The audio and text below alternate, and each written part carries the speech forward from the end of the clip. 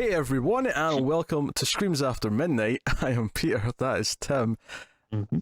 Sometimes Tim makes like a face when we start recording, right before I'm going to do my intro, and I don't know what to make of it, and it puts me off my balance a little bit. You're welcome. You sweep me off my feet, one might say to me. Hey, what is this? Romantic comedy? more like you kick my ankle in the back and I fall to the ground. Ooh. Sweep the leg. Oh, that's more like you're up your street, is it? Anyway, so we're talking about horror movies. Although this episode's a little bit different because normally we pick a movie, we watch the movie, we talk about the movie. That's normally the format of this show. However, we are in the middle of a countdown because we are in the middle of our top 50 movies of the 1980s, top 50 horror movies, of course, specifically of the 1980s. This is part 2. We already did numbers 50 through 26. This is going to be continuation, numbers 25 through number 1 for each of us. And as before, Tim will say his 25, I'll say my 25, and we'll alternate from there. Straightforward. Yep. You could say that this is the final countdown. We're probably going to do one next year, Tim, so I don't think that's true, but... Well, of the two, this is the final of the 80s. Oh, sure, okay. Yes, it's the final countdown. Cue the music, cue the synth. Cue Joe Bluth walking out and doing a magic trick. Alright, so without it's further fitting ado... because it's an 80s song, I assume, but... It sounds like an 80s song, and it probably is, but I don't know it well enough to say it's that year and, like, be 100%. Yeah.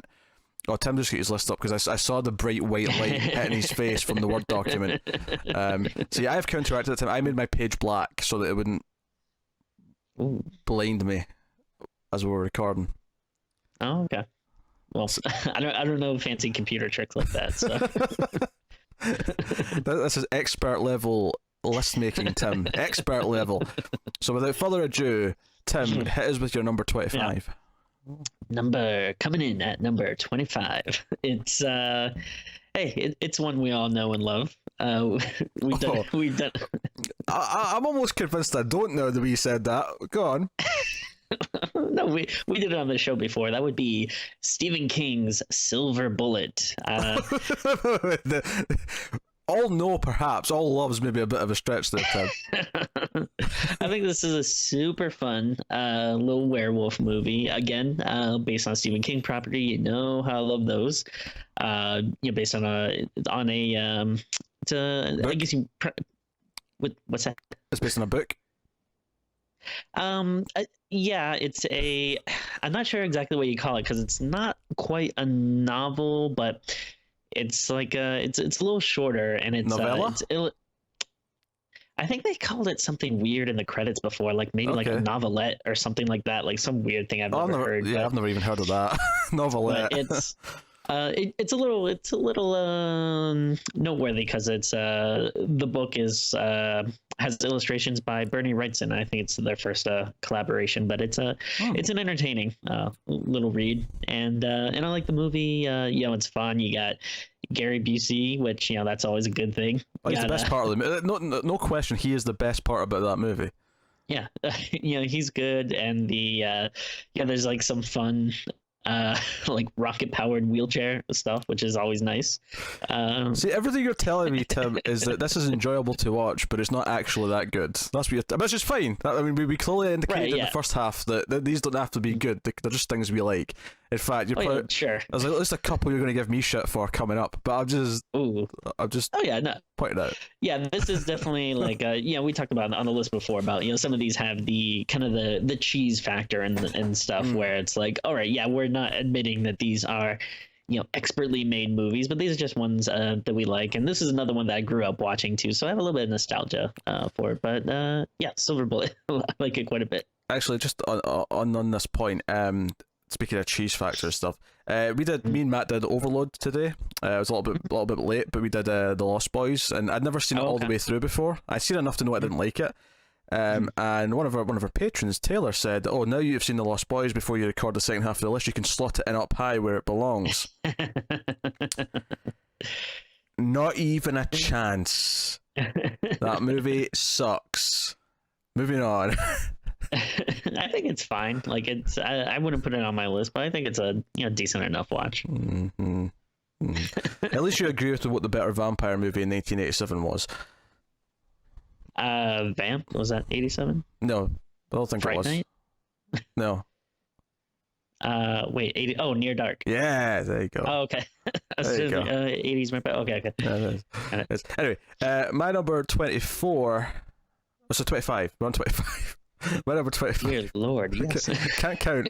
My number 25 is Friday the 13th Part 2, which Mm. I will go out on a limb here and say that one of the things that I hate, Tim, and I think you hate this as well, is when people just talk about horror movies and they just talk about, is it scary or not? As if that's the only qualifier Sure. if a horror Okay. movie's good or not. Because for us, I think we don't get scared with most, but we like a lot that Right. don't scare us, right? And that's fine. I think Friday the 13th Part 2 is the only one, or it's the closest one to actually being kind of scary. It has definitely the best orchestrated scenes where there's like tension because Jason's running around with his sack head on, and it has maybe the best filmmaking in terms of horror, I think, of the franchise. So also some of the kills are good. It's got the infamous wheelchair kill. Everyone loves that.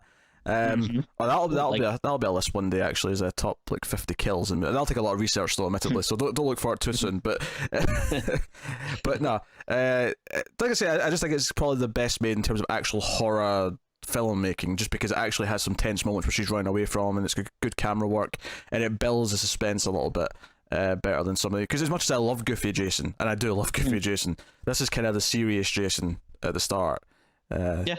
Then I think it's a really solid movie. I'd- So No, I agree with that, and I definitely, it's certainly not my favorite Friday movie, but I definitely like it a lot more than the first one. The first one I'm just really not that crazy about, especially going back and rewatching. I just find it a little slow and kind of tedious. yeah, first one's just But, okay, just a bit generic, just okay. Yeah. I'll tell you what. I mean, this is probably maybe a little, what do you call it? Tease for an episode coming up. But I'm reading a book right now called Slash of the Titans, which is all about the 10 years of lead up to Freddy versus Jason, and it goes through all of the. I forget if it was like 8 or 10, but there's like a bunch of different scripts which are vastly different. Oh, and, I expect good trivia for this when we get to Freddy vs Jason, Timmy. there's some of the stuff is crazy, but yeah, I've had a Freddy and Jason on my mind recently because I've been like knee deep in that book, and a Well, really interesting read. We've been especially working. if you. Yeah, we've been working through them, and we we've done 7 of the Fridays, and we've done 5 of the Freddies so far. Freddy's and Fridays. 5 Nights at Freddy's. I'm going in circles now. Yes. Anyway, so yeah, you're number 24, Timmy. 24. That would be Child's Play. I think you had it earlier in your list. Yeah, I did a little bit earlier. I can't remember where now. I can look down for it, but it was there somewhere. Yes. But no, I mean, again, I think we kind of mentioned it before, but yeah, we both kind of like the sequel more. I think it improves upon this first one, but this first one is still really good. Chucky's great in it. Like the animatronics are really cool, and the ending, like you mentioned, it gets kind of like Terminator-esque, which is really cool. And yeah, it's I think the sequels improve upon it a little bit, but again, this is still going back and watching it, it's still a lot of fun with it.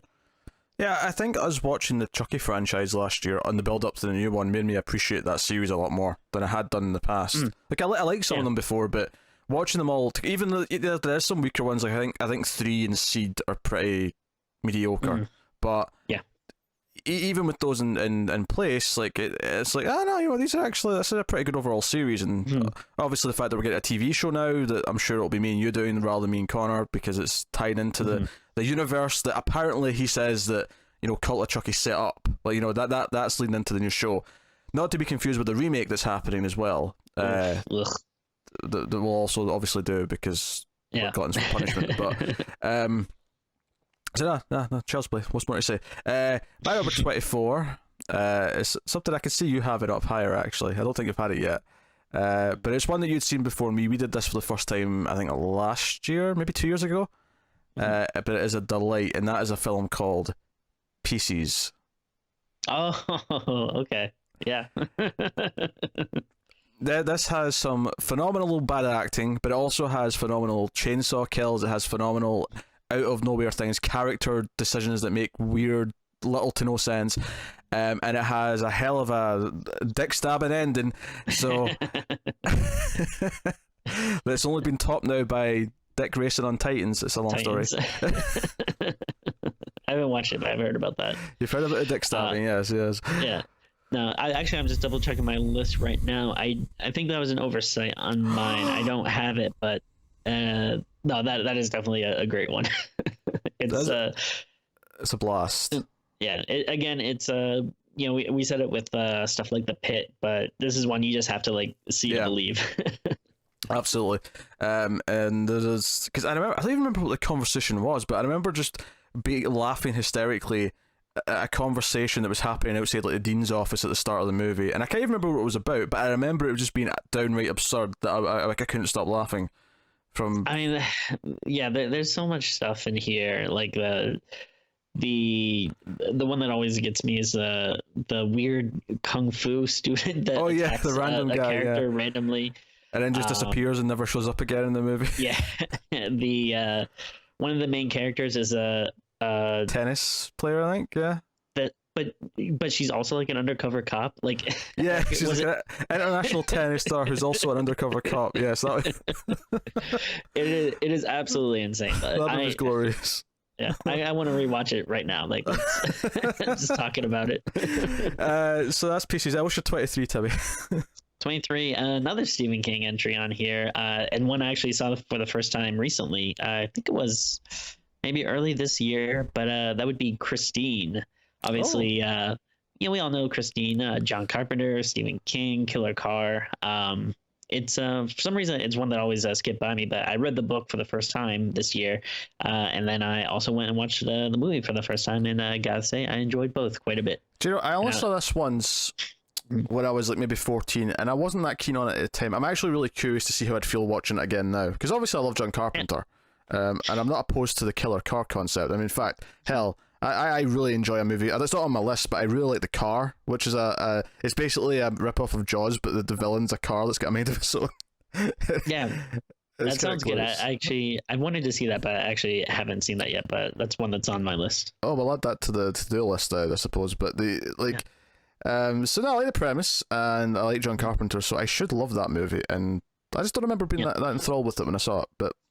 I feel like maybe one of the reasons why it's not always like forward on people's minds is because, man, John Carpenter is so good, and it's definitely one of his like mid-tier movies. Yeah, so it's like if you think about 80s Carpenter, and then all the other stuff that's jumping out at you, The Thing and Big Trouble, that was the 80s, right?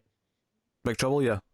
Yeah, so you're thinking of like stuff like that though. That's like what do you call it? They Live and stuff, like all this top tier Carpenter, and then this one it doesn't measure up to those, but I think it's still good, and I was like pleasantly surprised when I watched it. It kind of lives in this same space that I think The Fog lives in, where it's a pretty solid little movie, but it's not one of his classics. Yeah, but I do enjoy watching it whenever I see it, but. My number 23. Oh, pardon me. That was a Red Bull burp. I apologize. That was deeply unprofessional of me. Number 23 is Demons 2, which now I like Demons 1. Demons 1 just didn't make the cut on my top 50, but Demons 2 I like a lot, because Demons 1, the movie's about zombies that come out of a movie theater screen. They come out of the movie and into the theater. And it's about a group of people trying to survive and get out. What I like about Demons 2 is I think it's got a more interesting setting because it's in an apartment building, and the zombies come out of like different TVs around the building. Different people are watching different things. I think they're watching the same thing. They're watching like a movie that's on TV, so that's why it's on like in multiple places. And it's one of these things where it's an Italian film. It's a little bit cheesy. But it's got some really fun deaths, and I just really like the setting of this one. I really liked like eventually some of them banding together and trying to get out, and like it's just got a really nice setup for a horror movie for me. But doesn't take itself too seriously. It's got a good synth score, like a lot of Italian movies of the era do. But no, it's a blast. I like it a lot. So here's a weird thing with the Demons movies. I feel like I've never actually sat down and like watched the whole movie, and it's not because I don't like them or Hmm. like they're bad. Like I actually think they are my bag, but it's just one of those weird movies where every time I try to watch it, like something comes up, like just like something like you'll put on and then you get caught up in something else, or like someone like comes and talks to you or something. Because like I feel like it's been streaming like every time I've wanted to watch it, but then every time I put it on, like something always comes up. So I need to sit down and really watch them and pay attention. As we've said multiple times, everything on these lists that we're presenting that we've not done in the show before are going to happen at some point. that's just the way this works. So if nothing else, you'll see it eventually for this. But yeah, what's your 22? Let's do a zombie movie, a little one I like to call Day of the Dead.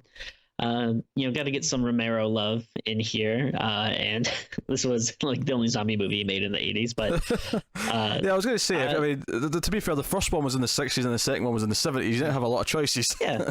Oh yeah. No. True.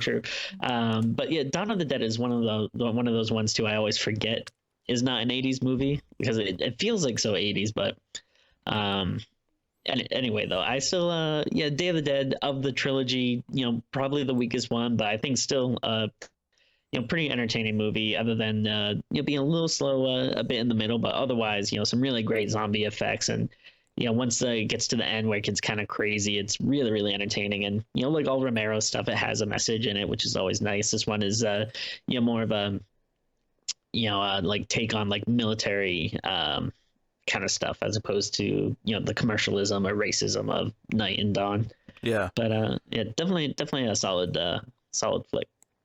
No, I mean, I still like Day of the Dead. It's the weakest of the three for me as well. There are some people who think that this is their favourite, which is cool. I mean, if you have the favourite pick, that's fine by me. There's definitely other franchises where I fall into the minority, category. But with this one, I just think the pacing's a bit weird in the middle. It's kind of drags, and the start and the end are great though. I think you can feel the budget though, and why they're kind of hiding the whole time. But it's still pretty good, so I can't fault it.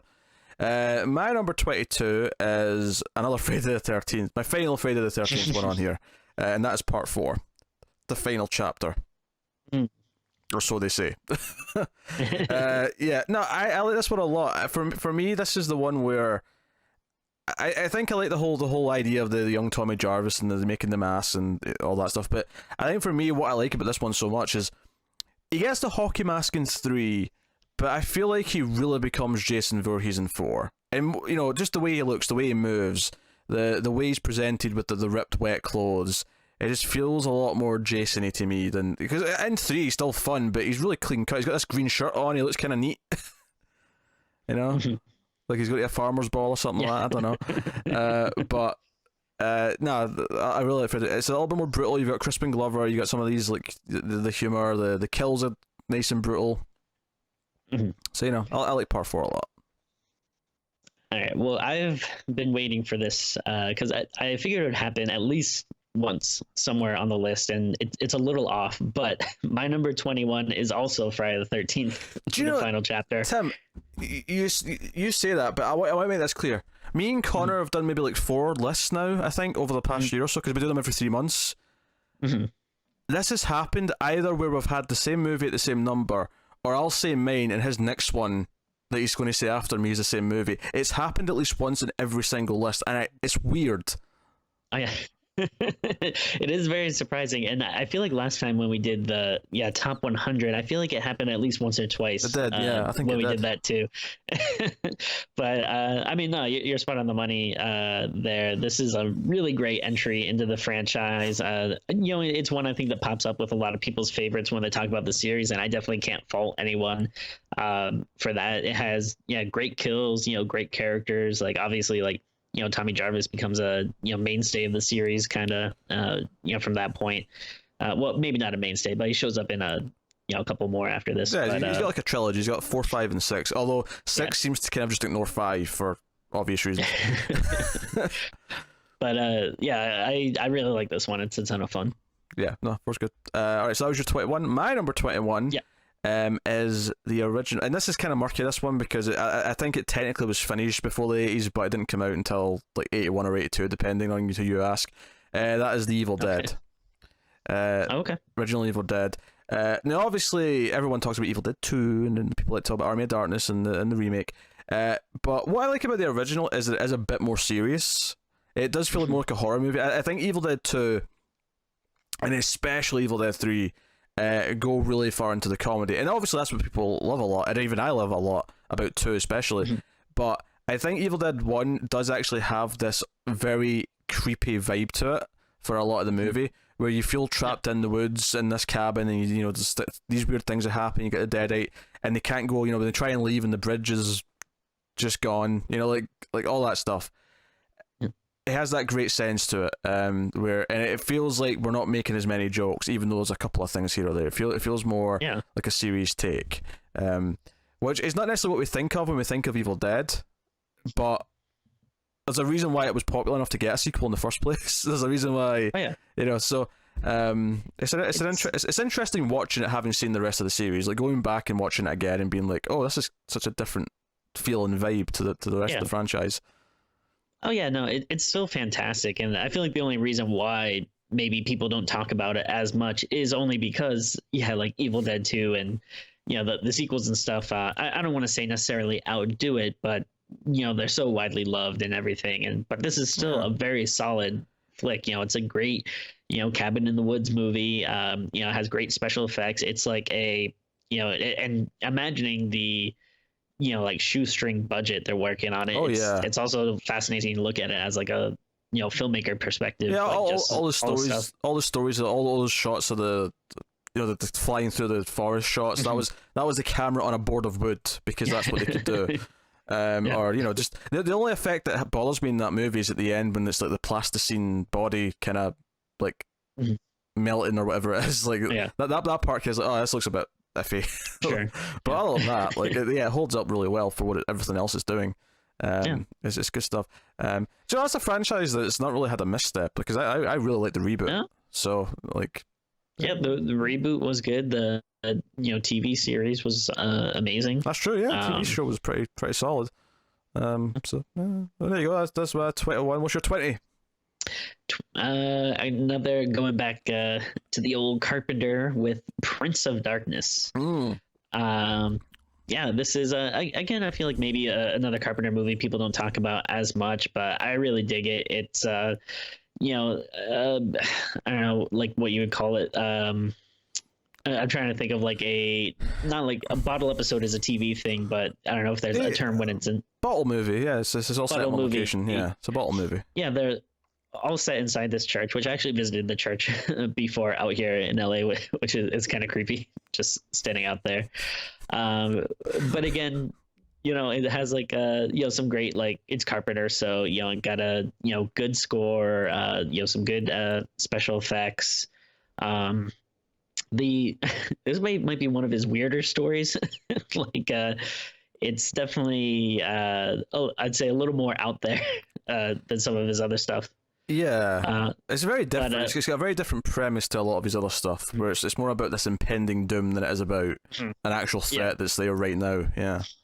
But I definitely think all of that, though, makes it really interesting, and it's always a nice little watch. Yeah. My number 20 is one that I wouldn't necessarily always think of as a horror movie, but it does have horror tones, and we did include it for the show. We did it last year, so it has to be valid for the list, and that is Gremlins. Okay. Oh, okay. All right. It's definitely a lighter film. It's definitely, but it's definitely. I think if you compare it to the second one, it's not quite the difference from Evil Dead to Evil Dead 2, but there's definitely a difference between the first one, which feels more horror-y, and then the second one, which is definitely flat out just a dark comedy. But you got very memorable creature effects, very very good and inventive puppetry and animatronics. Gizmo's kind of an icon at this point. You have the Christmas town setting. You have likable characters in Billy and Phoebe Cates' character. You have the darkest shit story about her dad dying on Christmas. Basically, because this is the thing, this was a PG, I believe, and kids saw this movie. And there's that story about how she learned Santa wasn't real, and it is super dark. And and it's almost out of nowhere as well. It just happens. It just all of a sudden we get the story, and it's weird. But this is one of those like movies. It's like a nice kind of bridge from like, you know, when you're a young kid slowly becoming a budding horror fan. This is one of those nice little like kind of lead-ins. I actually had it on my list, and then I ended up taking it off. Not that it doesn't deserve to be on the list, or that I would argue against it, but just, you know, just one of those things where I was like, I don't know, does it count? And it totally does, but I don't know, like it's one of those things where in my mind though, I don't think of it as a horror movie, even though you know it totally is. It's borderline. It's one of those things where it's kind of the gateway horror, kind of like something like Monster Squad or whatever, like so. But no, I grew up with Gremlins. It's a big part of my childhood. So I mean, where it gets murky though is I was like, will Predator count on this list? I don't feel like it should count. But here's the thing: when you stop and analyze Predator, it is a slasher movie. Yeah. It just happens to be that the slasher victims are all these big muscly guys with guns, but it is a slasher movie. But no, it's totally fair. Yeah, I didn't include it, but you know, I thought about it. I was like, yeah, should that count? I think there was a couple of stuff like that I figured like I could make the case for it being on the list, but like in my heart of hearts, like I don't feel like, you know, it doesn't pop out in my mind as like, oh, this is what I think of when I think of horror. But obviously that's like a, you know, a semantics thing. A lot of stuff you can make a case for. Yeah. What's your number 19? Number 19. Oh baby. I think this is my second Tom Atkins movie on the list. So that's got to be Halloween 3: Season of the Witch, baby. Oh, this movie far too much, Tim. I love Halloween 3: Season of the Witch. It's fantastic. It's again, you know, we're talking about that cheese here, but it's so much goddamn fun. It's when you sit back and actually think about the storyline of this movie, it is completely bananas. Like you have like weird, like ancient, like what do you call that? Hedgestone, Stonehenge, like druid magic. Stonehenge. That's the one. Yeah. But like, yeah, you got like all this weird magic stuff with these like mixed with like robot stuff and like this kind of mystery and there's just so much going on, but it's just so goddamn entertaining. I really do love this movie. This is like such an annual rewatch for me. I love watching it in the Halloween season. It will not be appearing on my list. I don't dislike it. I think it's fine. I like the idea of turning Halloween into an anthology. I stick to my belief though. They started at a movie too late. It was too hard to try and do it after 2 Michael Myers movies. But yeah, I have no ill will towards Halloween 3. I just, you know, I think it's fun. It's decent. It's a decent little movie, but it's not. I don't have this love for it. But you know, do what you gotta do. You know, you want to put on that creepy Halloween mask and you rip off London Bridge song. Yeah, I mean, once October hits, how can you not like resist like humming that song every day? Happy Halloween, Halloween, Halloween, happy Halloween, Silver Shamrock. Do you know what? I couldn't have named you the company until I started singing that song, and I knew it was going to end with Silver Shamrock. That's interesting. So you know what's funny is over the weekend I went to the Halloween Horror Nights here at Universal Studios. Because they run it for one more week after Halloween, and they had a Halloween 4 maze. Ooh. Which I thought was interesting because it's like, it's like, all right, so you're not doing a Halloween maze, you're doing a Halloween 4 maze. That's very specific, but okay. But then like, you go through there and it starts off in was it Penny's Garage? Yes. And then they have, and then there's like a person that's dressed up like Loomis, and he's having like a pretend shootout, with Michael Myers, and but then at one point like you're going through stuff and they just have people wearing Silver Shamrock masks jumping out at you, and I'm like, hey, this isn't like Halloween 4. This is inaccurate. I'm not happy with this. Yes. Yeah, but just call it a Halloween maze. Just being all encompassing. Yes. Just Halloween thing. Bit of everything. Yeah, bit of everything. Yeah, that's weird. My number 19 is a little film called Sleepaway Camp 2. Ooh. Oh, okay. Threw me for a loop there. Oh yeah. No, I'll say it. Sleepaway Camp 2 is the best in the franchise. Whoa. Sleepaway Camp 2. No, Sleepaway Camp 3 wasn't even eligible because that was 98 or 91. But Sleepaway Camp 2 is a precursor to Scream. This is a film that turned into more of a satire, and you have the killer being very blasé about what she does, and she's very funny. Mm-hmm. She's very amusing. There's a joke in this where someone asks the date, and they go, "Oh, I think it's Saturday the 14th." And there's just it's filled with little bits like that. And I'm not saying it's as smart as Scream or anything like that, but I do think that when you watch it, you go, "Oh, this was kind of poking at a lot of what Scream ended up being." It was a satire of the slasher movies of its time, and it was made in the time because it was made in the 80s. So I'm looking forward to us doing the Sleepaway Camp trilogy at some point, so that we can finally talk about these. But I really liked it a lot. This is this the one that has like the cover where she has like a bag with like Freddy's glove and Jason's hockey mask? All right, yeah. I remember that. I had the first one on my list. The only reason why I didn't have this one was because I don't remember it that much. I know I saw it, but it's been a long time and I couldn't really think too much about it. So, but I'm looking forward to rewatching these. Yeah, full title: Sleepaway Camp 2: Unhappy Campers. Oh, wait, is 3 Teenage Wasteland? Yeah, 3's Teenage Wasteland. Oh, okay. Now you've got me down. Unhappy Campers, that's a good one. Yeah, if it's flipped, then fair enough, I'm wrong, but I think it's that way round. But yeah. All right, what's your number 18, Timmy? Okay, so this is one that people might give me a little shit for, but that's okay, because I really love this movie when I include it on the list, and it's I know you're instantly not going to like it because it's an anime, and that would be Vampire Hunter D. So this is this is a fantastic film. It was one of like, I don't know. All right, fine. You swine can't appreciate good art. Do you know how hard it was to do that with one hand, pushing me out of the camera, out the frame? It looked good, so I will. Thank you. I'll give you props for that. But no, and it's not surprising that this is very Castlevania-esque.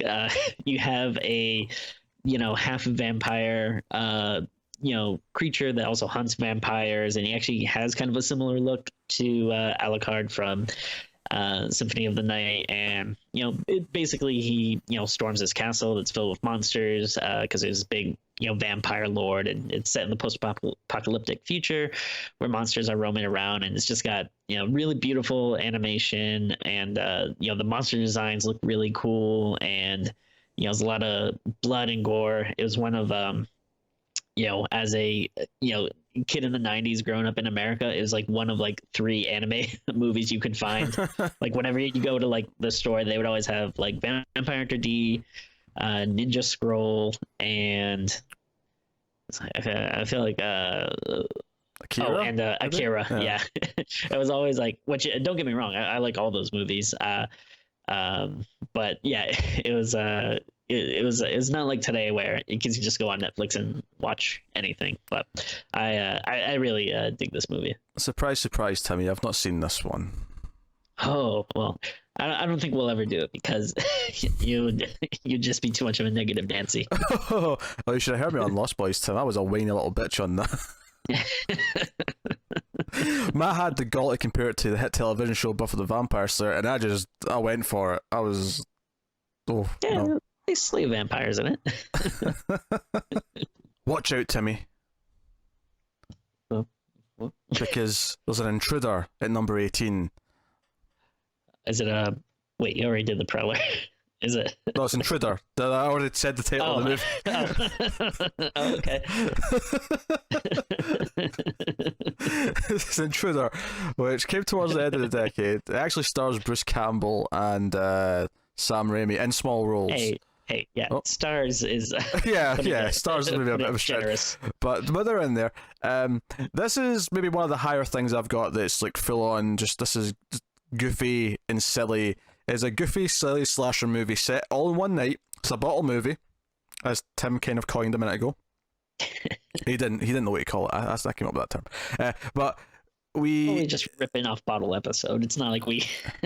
oh sure, but I mean I've said it before. I mean I'm sure when I've been talking about movies that I've used that, but. Sure.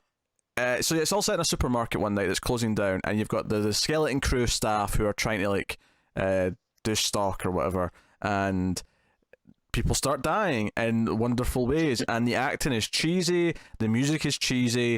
It is a delightful, silly 80s slasher movie, full of wacky lines that don't make sense, and full of other things that I just love. Really interesting shots on this. I always think of the shot like from the point of view of the telephone, which is very that's right. Yeah, there's a lot of weird little things like that. And then the setup for some of the kills, the twist of who the killer is, not of all of which makes sense, but that's okay. It's just it's the type of movie that doesn't matter in.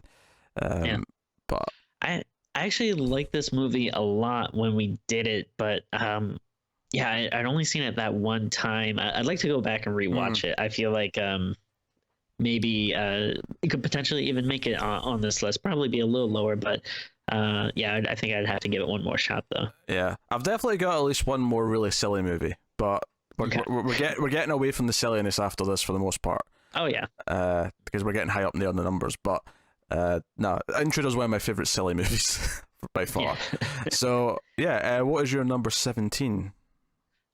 Some people might think this one's a little silly. What I guess it is. But that would be Jason Lives, Friday the 13th, Part 6.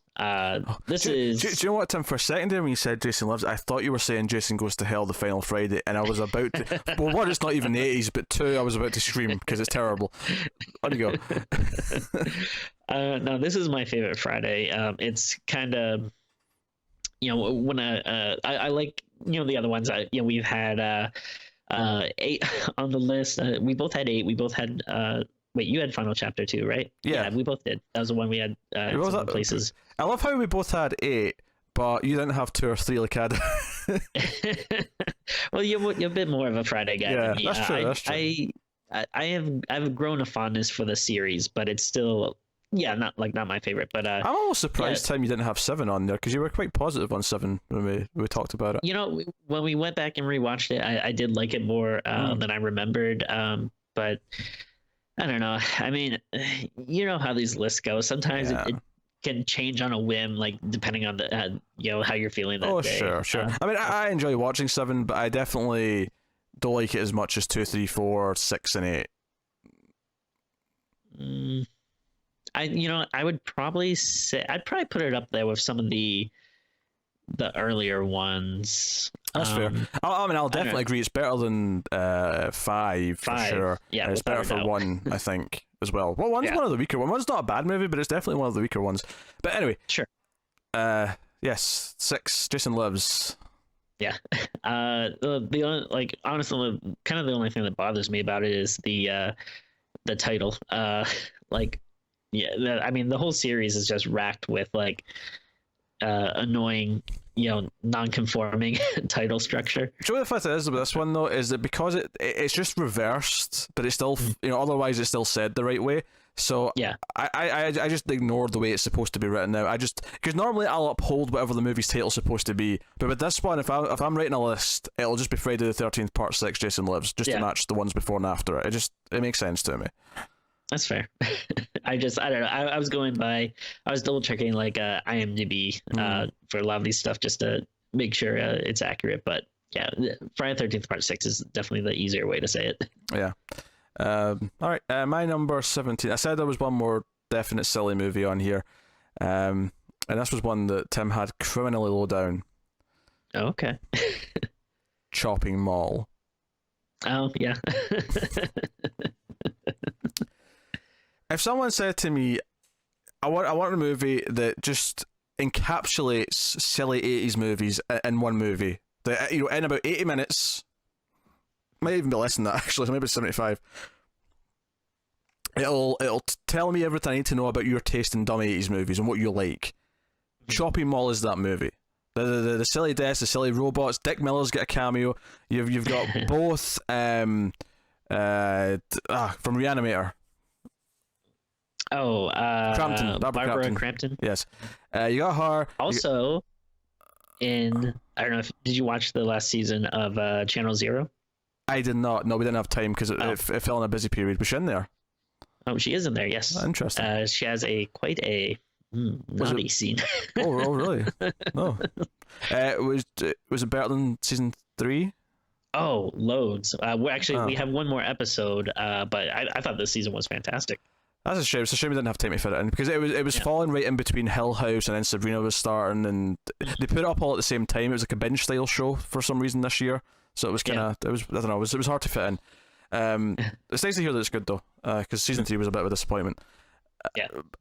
But no, you've got some of these casts. You got the one of the leading ladies from Night of the Comet, which I like a lot as well in there. You have absurd logic. You have characters who think they're great, marksmen because they've seen Dirty Harry 27 times. You've got people who, but there's also some great set pieces in there where, like, at one point someone has to hide in a pet store and they're like hiding amongst the snakes and they're kind of like trying to like not lose their ship or the killer robot will hear them. There's stuff like that. And then there's head explosions. There's just all these bits and pieces, and it's a wonderful. It's very tongue in cheek. It kind of knows it's dumb, and it just has fun with it, and that's cool. Oh yeah. And you've also got one of the best actors all time. The guy who chews gum in this movie is one of the greatest screen presences of the history of the movie making business. Quite frankly. Yeah, I don't know. Honestly, I just don't really like robots. That's like I think I would like this movie leagues more if it was like a crazy, like mutated vegetable man, like or something, like. I mean, I like robots well enough. I think robots belong right up there with every other main type of enemy you can have. Right. But fair enough. Oh, sure, of course. I mean, you're part robot, so. Only part. I am bio-cybernetic, so shut up. What's your number 7? Oh, sorry, what's number 16, Timmy? We're on 16 now. Okay. Do you want me to just tell you, or do you want to guess? I feel like it's a bit hard to guess. So there's 16 possible entries now still. I don't know. It's a movie we did before. We've done like 270 episodes. Okay, the first 3 words of the title are City of the Living Dead? You're right. Oh, yeah. Yeah, this was another one I think I watched for the first time maybe last year. When we did it? Because we did it last year, I think. Was it last year we did it? I think so. Yeah, and I feel like I might have like seen it like twice that year though, because I feel like I watched it right before we did it randomly. But I think this is a really great movie. The story is kind of like a little out there. There's like some crazy stuff. This is an Italian movie. It's Fulci, I believe. Yes, Lucio Fulci. Right, the only reason why I hesitate is because I always mix up like Bava and Fulci movies. It's a very bad flaw that I have. First, it's not that bad a flaw to me, but I never do. I feel like Bava, like I can usually tell just because he tends to gravitate more towards zombies and things like that, whereas Fulci, sorry. Fulci gravitates towards zombies. See, yeah. You're doing it. Well, it was your fault. You did that to me. You did that to us. It was your fault. No, because it won a Fulci vote, if I remember correctly, on Patreon. Oh, That's why we did it, because it was up against a few of his other films.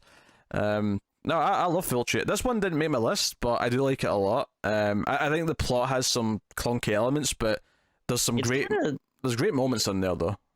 Yeah, it's kind of crazy, but it does like lead way to some like great set pieces and some really cool kills. Yeah, everyone remembers the vomit scene.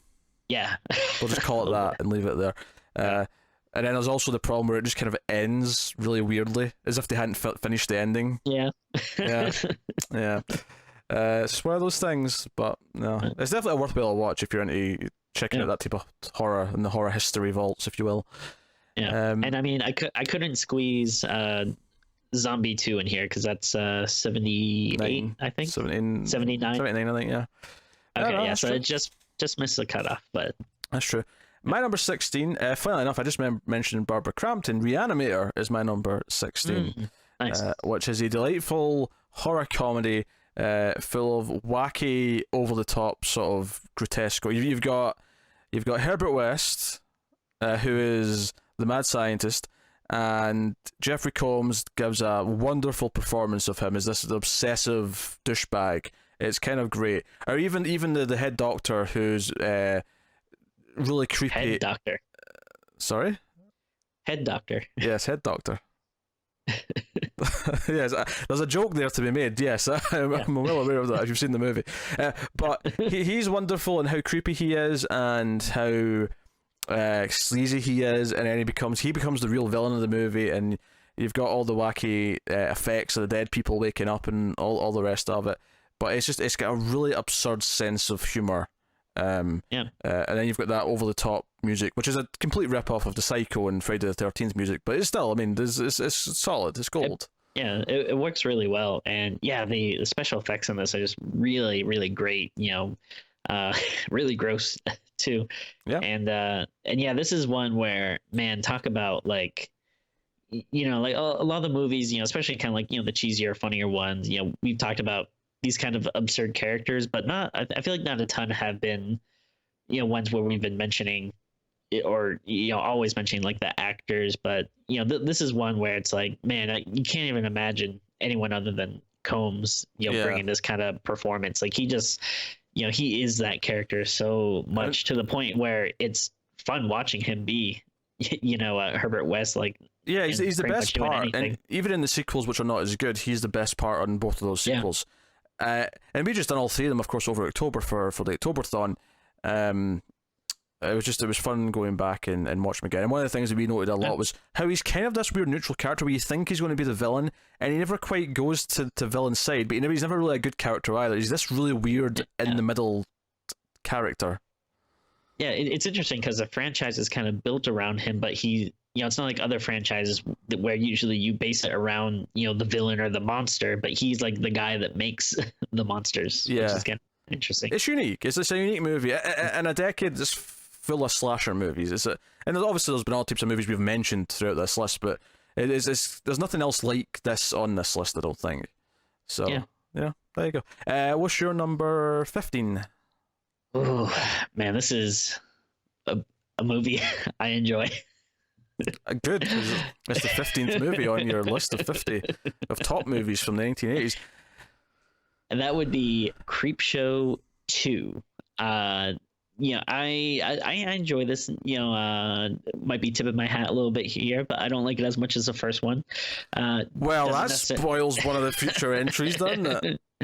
I can neither confirm nor deny that the first one may be on my list, but I think it's still a really solid anthology movie. It's three stories plus a wraparound, and unfortunately the first story is not that great. It's a little slow. It also has not the best take on like Native Americans, unfortunately. Right, watching it now, it's a little unfortunate, but the other two stories I think are absolutely fantastic. I like The Raft, might be one of my favorite horror like shorts or whatever from an anthology movie. It's really, really good, and so big thumbs up all around for Creepshow 2. Never seen it. What? Jeez, you're blowing my mind. I've never seen Creepshow 2. I'm sorry. It's always surprising to me too, because I always think like, well, we must have done that on the show. So no, we have not. We've not done any Creepshows. I was maybe noting down what I've not seen from you. Actually, I don't think there's been many that I've not noted, but that's one. Well, we'll definitely have to do it at some point. Yeah. So we're on number 15. My number 15 is actually a Fulci movie. Ooh. Yeah. Not City of the Living Dead though. This is The New York Ripper. Okay. Which is a movie about a serial killer going through New York City. It is very sexualized in nature, and the killer.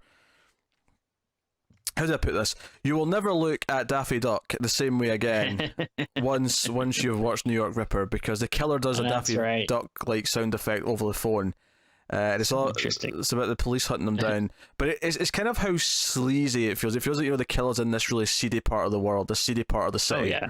And it feels just it's got that feeling to it, and it's the filmmaking, it's Fulci's direction, it's the way he captures the sleaziness of each scene, and the way you feel like you're in this pit of despair that's just going to end in Oh, man. murder. Oh no, I mentioned it before, but man, I just love this like '80s take on New York City, where just everything just feels so slimy and dangerous and scary. Yeah, no, Yeah, I this is like a it in great this. example of that. A movie that's not making my list, I also liked it, and I want to go back and watch it again just to see if I still kind of like it, because it's a movie that when I looked online, everyone seemed to hate it, and it had nothing but bad press. But when I was younger, I watched a movie called Nightmares of a Damaged Brain, and Okay. I remembered thinking it was a really good like grimy, sleazy, dark, like psychological movie. I don't know if I'd still feel that way if I watched it again. So I'd be wanting to maybe do it at some point in the future. That was one of the video nasties. Oh, okay. Yeah. Interesting. Okay. Yeah. I'm glad you know about this. You know what? I was talking to someone a while back, Tim, and I said video nasties, and they had no idea what I was talking about, and they thought, "What is that? Some sort of weird porn thing?" And I'm like, "No, no, the video nasties was a thing. It was a thing in the '80s. God damn it!" Well, if you're a horror fan, you gotta know your history. Exactly. It's a big part of that.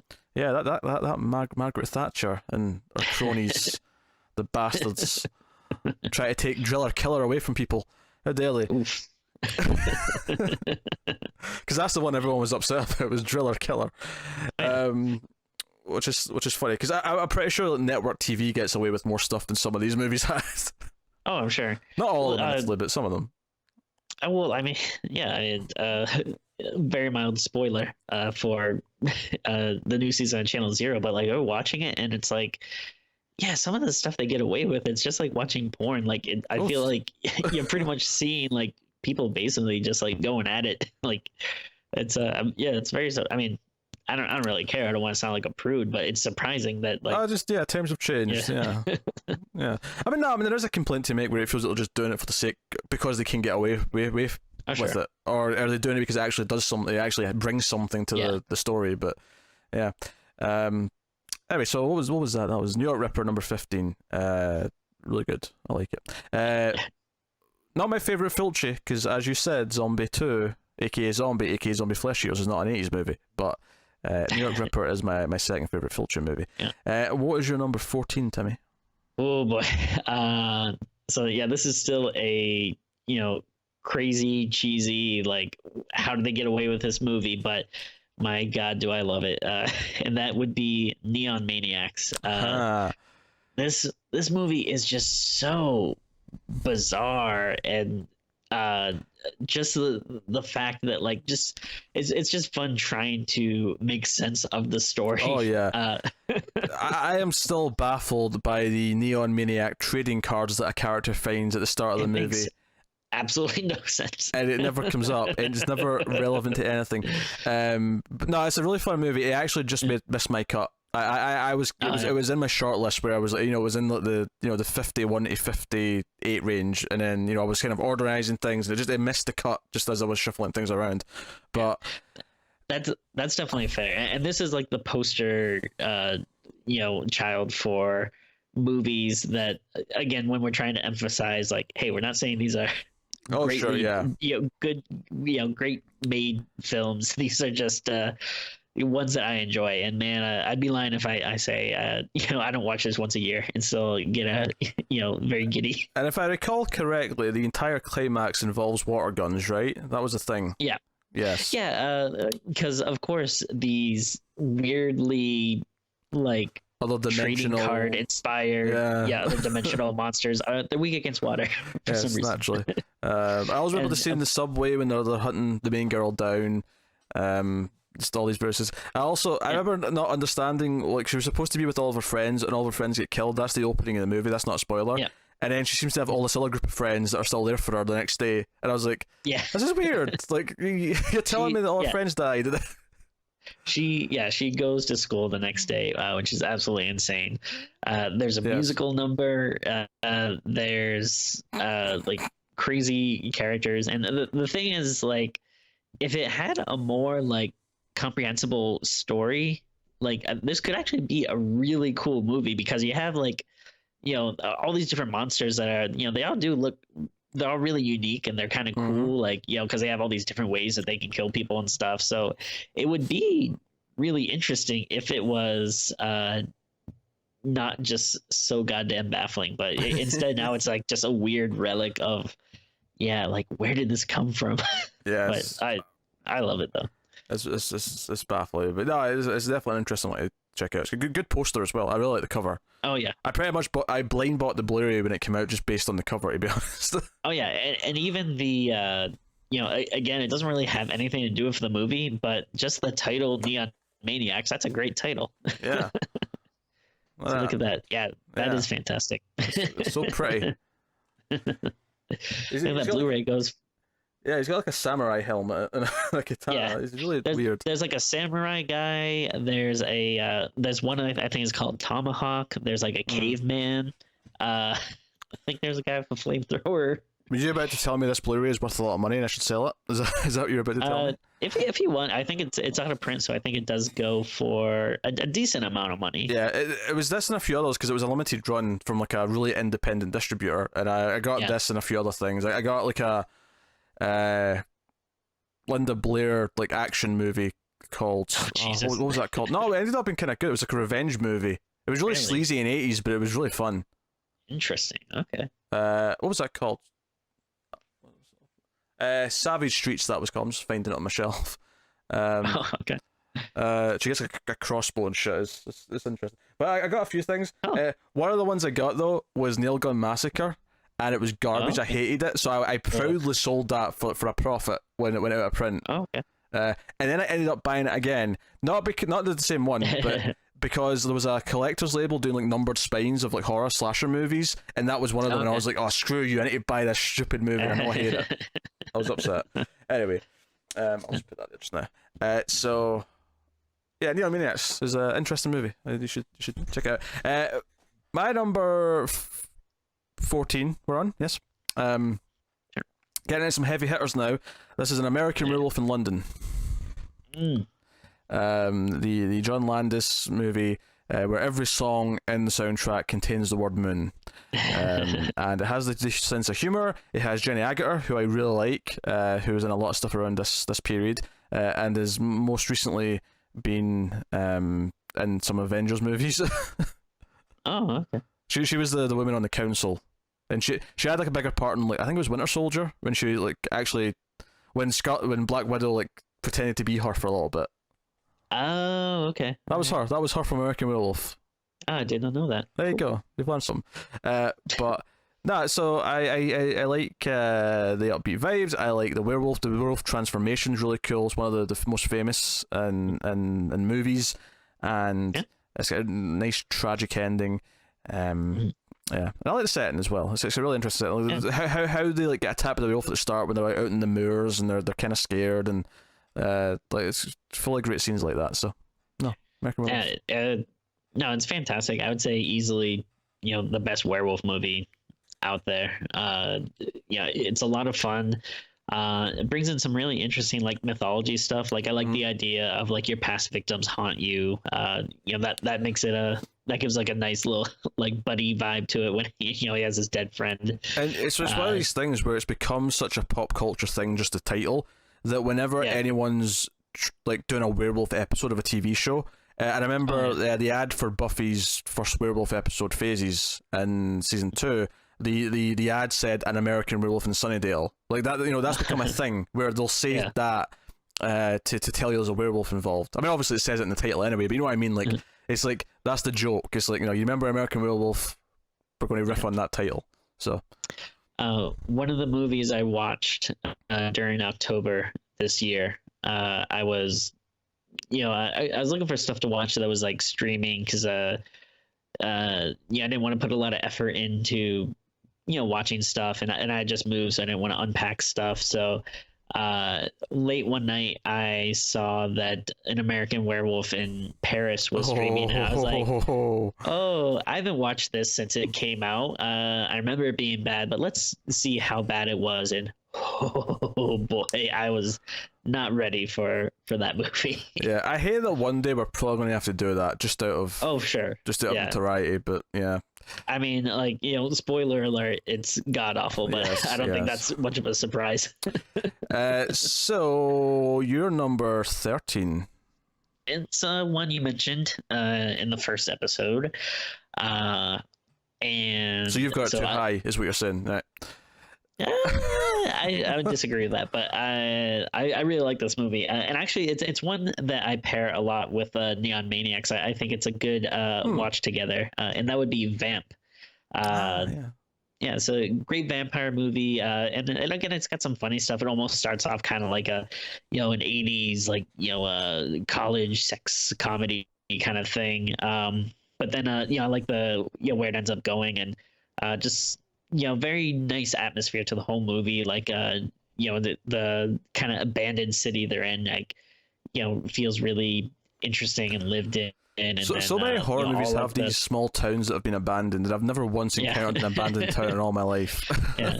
I mean, to be fair, I guess it's not really abandoned, but it's just like it feels like so Yeah. kind of like alone and dangerous when they're in there. And it all takes place in one night, and a lot of fun. That's a Good fun movie. vampire stuff. Michelle Pfeiffer's sister is in it, and I think she's pretty cool. Oh, is that the love interest? Yeah. Okay, cool. I forget her name, but I remember like when I first watched the movie being very smitten with her. I was like, oh, she's very she's very adorable. Was this like when you were a teenager, or is this like a recent thing you were just smitten with her? Because I mean, I was older than a teenager, but like I forget how recent it was, but I just remember. I remember liking her character. I think. She's a very it's fine to nice have a crush on a character, Timmy. I'm just the way you said you were smitten with her, I was like, oh, it'd be like 15, and it was like, oh, this is my dream woman. No. Like, no. No, not like that. It's I just meant more like I liked the character, like Yeah. But that is how you felt when you watched Misery as a teenager, though, right? Oh, of course, yeah. It's like, oh, this James Caan guy. I mean, no, I meant his cap to your tit. I know, I was making a joke. Yes, with Kathy Bates and her big hammer. What were we on? Number 13. My number 13, another big heavy hitter, Mhm. A Nightmare on Elm Street. Ooh. Yeah, we're getting to some big stuff now. I think it's notable that I would say I like Friday the 13th as a franchise more than Nightmare, but I've got this higher than any Interesting. Friday movie. Because it is arguably a better film than any of the single Friday movies. And it is full of, creativity. I love all just the idea, of course, is creative in itself. It was very unique and original at the time, but also the way that Heather tries to fight back, and but her name's not Heather in the movie. I'm thinking of the actress Nancy. Thank you. Heather Langenkamp's the actress, but she, like, the way she has to fight back, the way she sets like traps, and the way she tries to get people to help her, and no one will. John Saxon's in there. You get a young Johnny Depp, probably in one of the only Johnny Depp roles that I can stomach him in, because I really don't like him. I think I was talking to my wife about this the other day, but we were like just talking about Johnny Depp. Like, do people care about him anymore? Like, I remember in they, high school they try to sell movies on him, but like, who? I don't know. I remember in high school there was like, not everyone, but there was some girls who were just obsessed with Johnny Depp, and it was really weird. Like, I didn't understand it, because I was like, because I just didn't think he was that appealing as an actor, or even his movies. Like, I can't think of very many of them that. I mean, even when he was in popular movies that I don't necessarily like the Tim Burton stuff. Like, I never really saw him as that type of guy, but I mean, ladies loved him, so whatever.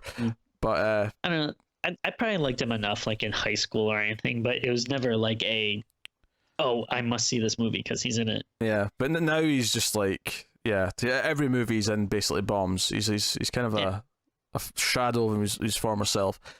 And he's also a piece of shit. And he's also a piece of shit. From everything we hear, he's a bit of a piece of shit. Yeah. So, Nightmare on Elm Street is very creative. Great score. Obviously, Robert Englund is iconic as Freddy. He's the one horror villain that you can't replace with another actor. You put someone else in that role, it's not the same. Whereas you can put someone else in a hockey mask. You can put someone else in a Michael Myers mask. You can put someone else in whatever. I mean, there are other examples, of course. You kind of need Brad Dourif for Chucky. You kind of need Doug Bradley for Pinhead. You know, there's some that you do need the specific actor, but a lot of the biggies, you know, Warwick Leatherface. Davis for Leprechaun. Is he back for the new one? Unfortunately, he is not, which wow. it gives me a little bit of trepidation for this new one, to be honest. But it may be still better. excited. It could be better than the WWE produced one, though. Yeah, God. Not that I've seen that one is yet. that one. But Oof, that one is trash. Well, I'll tell you that right now. well, it fits into the series then quite well. But we'll be doing those soon because we have to get them all done before the new one comes out, which I'm very frustrated about. So the first one will Looking probably be forward in to it. a few weeks or less, which I'm not happy about, Yes. Timmy. I'm really not happy about this. I'm excited. Anyway, is your number 12, Timmy? It's one you actually mentioned, and I think I'm actually wearing the shirt for it right now. Oh, you can see that. Yeah, I can see it. But for the audio listeners, That'd be Evil Dead. Of course, I mean, this movie's great. Yeah, like you said, it is, it gets overshadowed by, its predecessors, but it's still fantastic and a, great little, horror movie. And, I mean, yeah, we already talked about it, but I still really like it. And it's kind of like, if I want to watch Evil Dead, but like I am in for more of a horror vibe, I might gravitate towards this or like the reboot or something. Like, I absolutely love too. But yeah, there is like some, like they mix other stuff into it too. Like it's also kind of goofy and like you remember it for like some of the comedy and the bits and stuff, which is absolutely fantastic. But yeah, I do like that this exists as more of a horror just movie. yeah, I think Evil Dead 3 especially. I feel like there's an argument that that's not even a horror movie. There's an argument that that's just an adventure movie in the past. Definitely. Moving on to my number 12. It is Henry, Portrait of a Serial Killer. Ah, okay. Yes. Which you had a while ago, I think. I think that's where we ended the list last time. That was my 26, I think. Oh, was it? Okay. So, no, we talked about it a bit then, of course, but it is a super disturbing movie in a way that a lot of other movies just aren't. And you feel like you're inside this guy's head, that he's deranged, that he will just do really bad things. I remember watching this for the first time and getting to some really uncomfortable scenes, but the ending almost made me laugh, not because it was unintentionally funny, but because by that point you're so inside this guy's head that you kind of laugh because of course that's what he did. Of course he did this. And you kind of laugh almost to try and make yourself feel better about how dark and deranged the whole thing is. It's a disturbing movie. It feels grimy as shit. In a way that is much better than, say, the way a Rob Zombie movie makes you feel. Yeah. Well, I mean, like something like that is just like, it's so much flash and substance, while, this, you actually do get like a weirdly intimate look into, this, the psycho's life, which is, it's really interesting. Yeah. All right. What's your number 11? All right. I forget if we were talking about this maybe off air, but we did mention it a little earlier, and that would be Near Dark. Yes. So yeah, great vampire movie. Nice, a Western, which I always like, something about like kind of the West and vampires, I think is, kind of cool. But yeah, there's really not like, much to it. It's like a vampire movie. The story isn't doing anything like crazy, but it's just really well directed, and there's some, the acting's great, and you just really get to, know the characters and stuff. So it's a, really, really good watch. Fantastic music. Tangerine Dream, very hypnotic. Adds a lot to the tone. The atmosphere is very different to a lot of vampire movies, which I really like. My number 11 is Maniac. Okay. Yeah, the 1980. What's amazing about this is I actually like the remake even more, which is strange to say. But the first one's really good. It's actually very similar to Henry in a lot of ways, in how, again, it's very grimy, although in this case it's actually New York, so it's that grimy New York that you love, Tim. Yeah. But this one makes the killer the protagonist. which is not different from Henry, but it's different from, because I feel like the plot of this, he's a very traditional kind of killer. He's just doing very similar things. He's killing women, and he's taking their hairs and whatnot for his for his mannequins, because he's a crazy bastard, and that's fine. Some might call them scalps, but Scalps, yeah, hairs, sure. Yes, hairs. You know what, Tim? It's late. I'm drinking a Red Bull. You know, I like, you know, but we had a break between, like, you know, 12 and 11 or whatever it was, and I'm just, you know, I feel you. I had a long day at work. Yeah. I will say I'm interested in this movie. I actually never saw it, but like you, though, I love the remake. Like, Oh, yeah. yeah, the remake's fantastic, and this is just one I've never gotten around to seeing. It's the same plot, actually, but the remake does the whole thing in the killer's POV. This one just has him be the protagonist, but I think the big thing that this has over the remake potentially is the setting, it's the time period, it's just the chasing people out of the subways in New York, and which was, I mean, when they filmed it was probably 79. Okay, because I think it came out in 80. So, but you know, it's just it's that time. It's just this authentic. It feels very low budget and guerrilla. Like they were shooting in real places in New York. They were doing it as quickly as they could. But it's good. Like it's really good. Yeah, and I definitely need to see it. So yeah, one day. Again, both versions are stuff that we'll do for the show at some point. All right, so what's your number 10? Oh, we're on top 10, Tim. This is this is gonna be a tough one for you because I know you don't like it. I think you might even actively hate it. But God, what's this? Going back to King here, that would be Pet Sematary. I really dig this movie. This was a classic growing up. I think it still holds up. I love the book. Just a great idea for the story. I'm actually not very excited for the remake. I think it looks a little too like trying way too hard, but I think there's still some genuine like creepy stuff in this. But I know you don't like it, so you can do whatever poo-poo comments you wanna make. Well, no, I'll let you have it. I'll just, yes, I'm not too fond of it. I do not think it's aged well. When we did this, I was not particularly into it. I mean, I think this is another one. I reread the book. I forget if it was early this year or late last year, but I should say I read the book for the first time. I had never read the book before, but I think the book still holds up and is fantastic. And for me, it's King's second scariest book, and obviously my lens might be painted a little bit with nostalgia because this was one of like my earlier horror movie memories. Like I remember staying home from school one day and like working up the courage to watch it and just being so freaked out by the once Gage gets resurrected and the sister Zelda. I think is such a freaky memorable scene. But I mean, other than that, though, you really got to give it up for Fred Gwynn, who man just does a great performance as Judd. Like I mean, it's him going, sometimes dead is better. That's got to be like, right up there with like, iconic horror lines. That's so good. No, but sure. No, it is. It is. If you polled people, that would be high up there.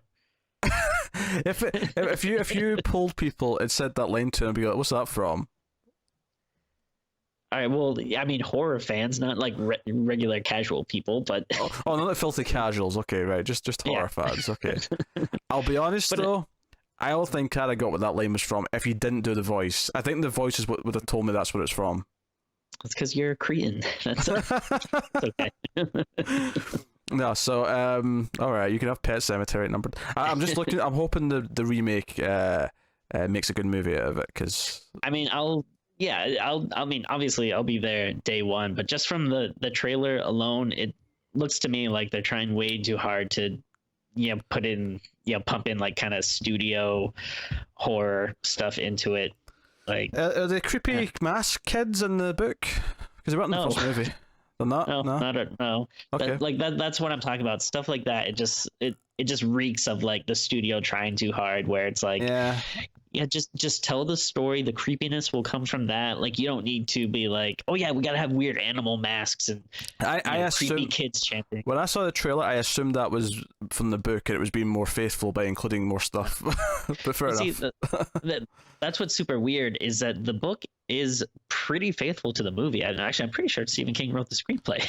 So, like, yeah, again, obviously they're just remaking stuff, to try to make money, but there really is absolutely no reason for a remake.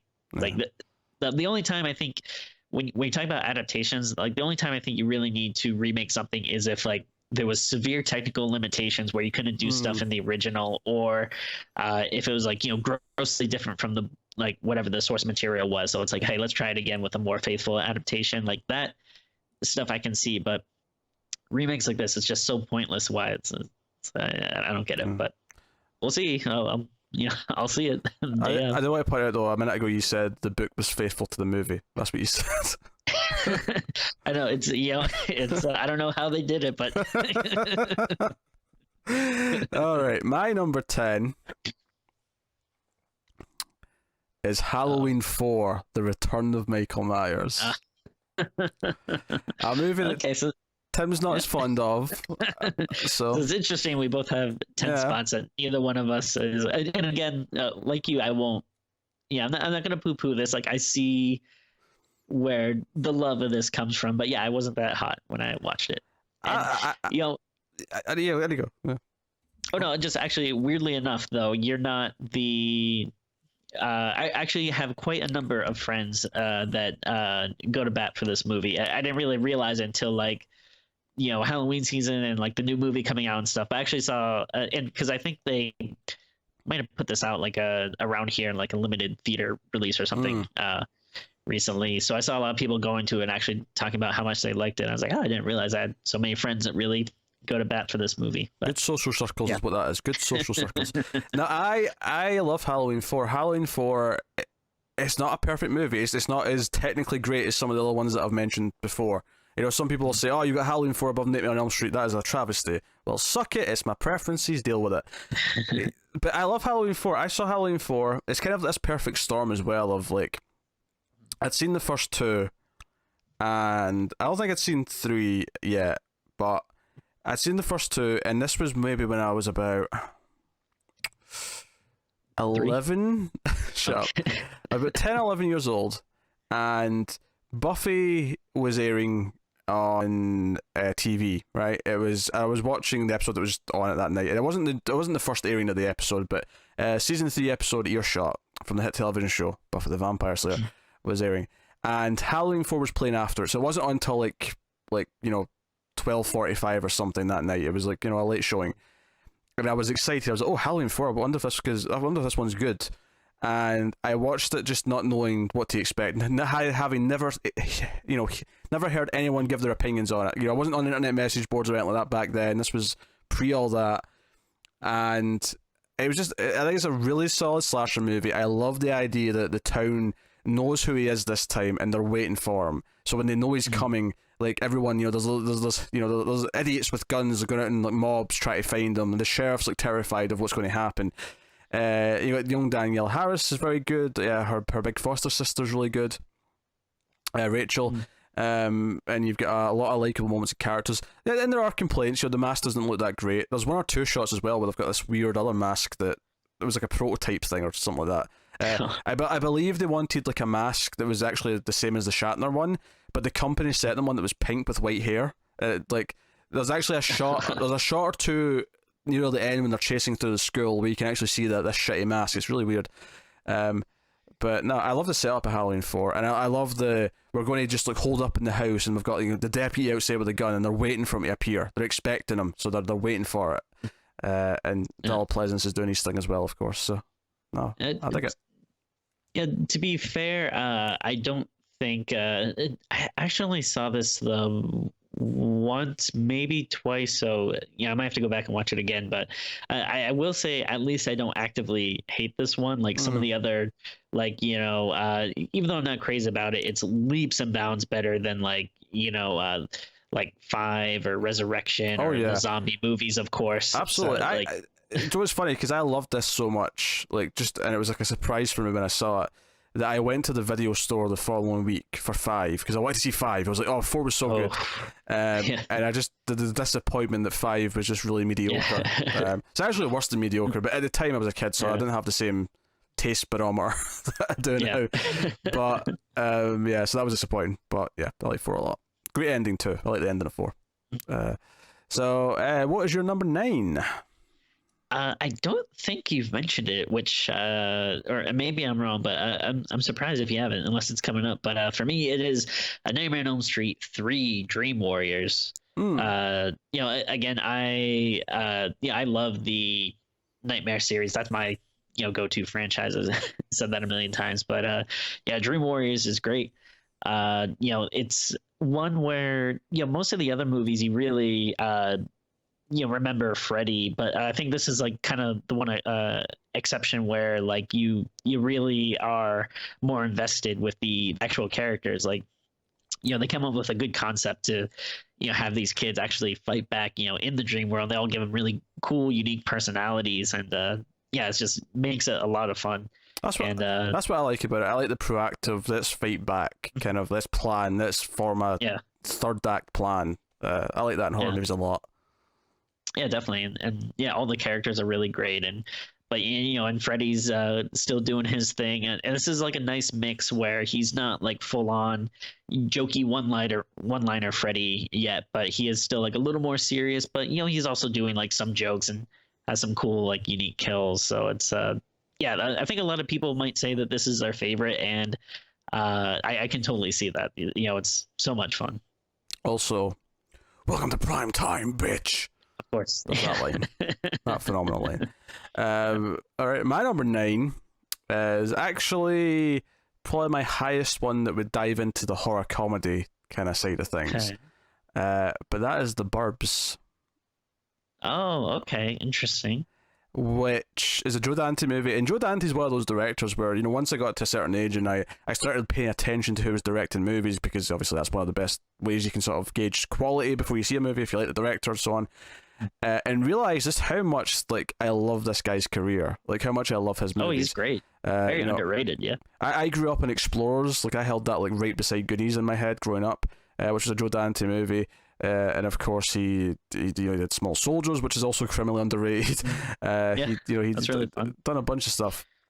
Other stuff on the list, Gremlins you mentioned. I mentioned Howling. So no, he's done a bunch of stuff, and it's usually really pulpy, fun movies. And The Burbs, it's this cul-de-sac neighborhood, and it's all these white picket fences, American family. Corey Feldman's there. Tom Hanks is the main character, and this creepy family move into one of the houses, and they get this notion that they might be killers, they might be serial killers. So it's about Tom Hanks and his friend trying to investigate. And it's a horror comedy about whether or not it's actually true or not. And it's all about them obsessing over it. And it's just really fun. It's got really fun characters, really fun set pieces and moments. And it's just a joy to watch. It's just, it is comfort food movie in the best way. That's what Joe Dante does really well. He does these and I've said the word fun a lot, but he really nails it in a way that I don't think a lot of other directors do. Sure. So, no, Joe Dante's The Burbs, like a lot. This one I haven't seen it a ton. Like I think I saw it later in life. I didn't really grow up on it, but every time. For the record, I only saw it for the first time a couple of years ago. Oh yeah, but so I haven't seen it that much. But every time I do watch it, probably see it 2 or 3 times now, and it is always like a delight watching it. And it's really fun. Tom Hanks is great in it. Some other really good character actors. Bruce Dern, I believe. You're right. Yeah, he's like the. He's like a bit of a nut in it, right? He's the one with the... Yeah, he's like the crazier guy, yeah. So no, Bob's really good. What is your number 8, Timmy? One you've already mentioned, An American Werewolf in London. But yeah, I mean, we already talked about it a little bit ago, but this is easily my favorite werewolf movie. It's it's got humor, but it's also got great gore and some really cool horror elements, and just the most fantastic transformation scene probably ever out there. And yeah, I mean, this is one where really the the special effects are kind of like the star of the show. Like there's so much good scenes in here, and yeah, it's really really good. All right. My number 8 is one that I think you've said before, and that is Phantasm 2. Nice. Yeah, Phantasm 2, the Aliens 2, Phantasm's Alien, if you will. The bigger budget action extravaganza with the epic version of the iconic theme song and the quadruple barrel shotgun and Yeah. just all these set pieces, all these the balls back, flying around. It's just a blast. It's kind of like the perfect thing to get after the first movie. The first movie is this really serious, creepy, like brooding movie. It's very atmospheric and dreamlike, and yeah. And then this one's let's get in the car and go kill him. Let's go kick his ass. Let's gear up like Commando and go for it. And I think what makes it work so well is it is this shift in genre almost from the first one. But it's kind of why Aliens work so well against Alien. This is obviously cheesier than that is, but it kind of works. Reggie's so likable that you get into the mood of it. Angus Scrimm as Tallman's great. He's back. It is unfortunate that the sequels kind of ignored some of the characters introduced in this one because the love interest was really cool. I thought with the telepathy or the type of telepathy. They have like a weird like psychic bond and stuff, and that's and I mentioned this before, but I always like when in horror movies they kind of have like other stuff that it's like, oh yeah, like all this weird stuff is going on, and then also this person is like a psychic. Like, oh, like I just think it's like, oh, this is a very interesting world, and I kind of like that we're just showing like, oh, this other weird stuff exists too. Yeah, no, I like it too. So Phantasm 2, it's a blast. Yeah. What is your number 7?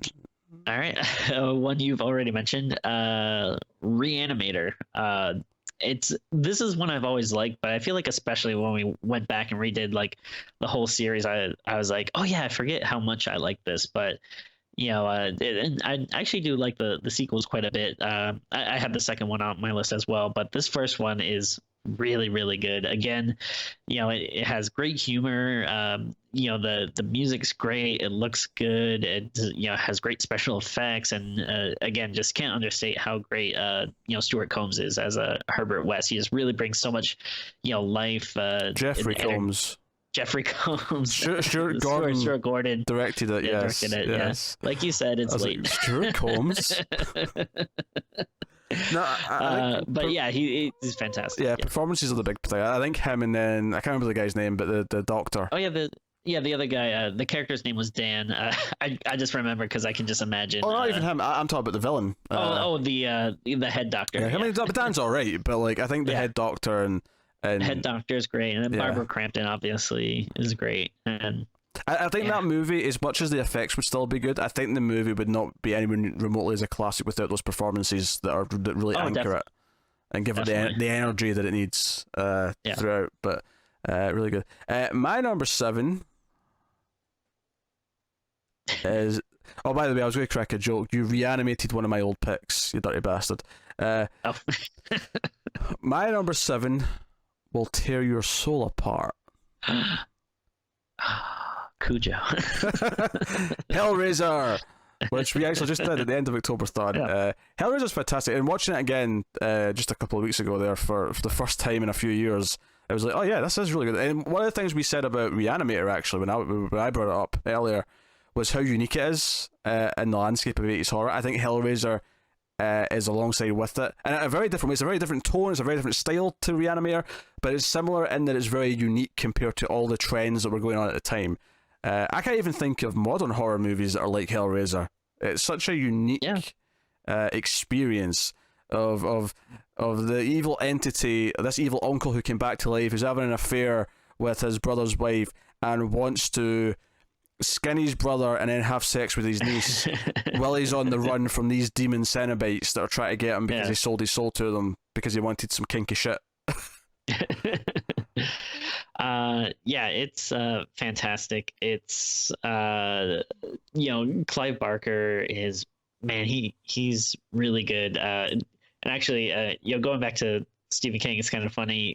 After he wrote it, for a while he was kind of like done with horror because he thought Clive Barker was so good, and it's just funny to think of like Stephen King, like probably someone a lot of people would think of as a master of horror, of just being like, oh well, I'm nothing compared to this guy, and yet a lot of his movies, and I feel like I haven't really explored Barker enough. I've been trying to read some more of his books, but I haven't read that many yet. But I feel like one thing he does is he always has really like interesting, unique premises. And yeah, with Hellraiser, like a lot of people just remember like the Cenobites and Pinhead and stuff, which was a very cool element, but it's such a tiny part of what the story is about.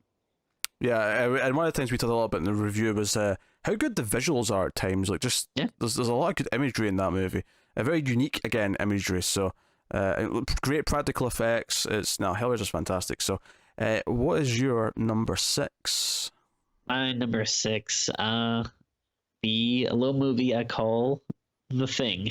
I mean, do I even need to say anything about this movie? You have to say something. I mean, it's fantastic. It's Carpenter. It has great music, great special effects. This is like such a good expression of paranoia in film, and just seeing like how people can kind of like turn on one another, and it's just such a blast. I mean, theoretically, all of the rest of your picks should be things you don't have to say anything. I know. Just here's this, and unless you've got a really oddball pick where you feel like you need to defend, and like, no, this is why it's so high. This is so high. Well, it's above all the classics. It has the really good curse where sometimes like the better a movie is, the harder it is to talk about, other than just being like it's awesome. Like like what else can you say? All right, my number 6 is Evil Dead 2, which we alluded to a little bit earlier, but it's full of the horror, the over the top nature. This is where we got the chainsaw hand. This is where we got fighting with the really goofy looking skeleton. All these elements that make up Evil Dead 2, and blood baths coming from the walls, and hands turning on their bodies. All this stuff is glorious, and then the ridiculous ending. Like you say, it's some of these movies it's hard to like say anything new about, but Evil Dead 2. What's your number 5, Timmy? It's great. Oh man, we're really close to matching again, because my number 5 was Hellraiser. So just a few apart, but like you said, this is one I really dig, and it's one that I surprisingly like.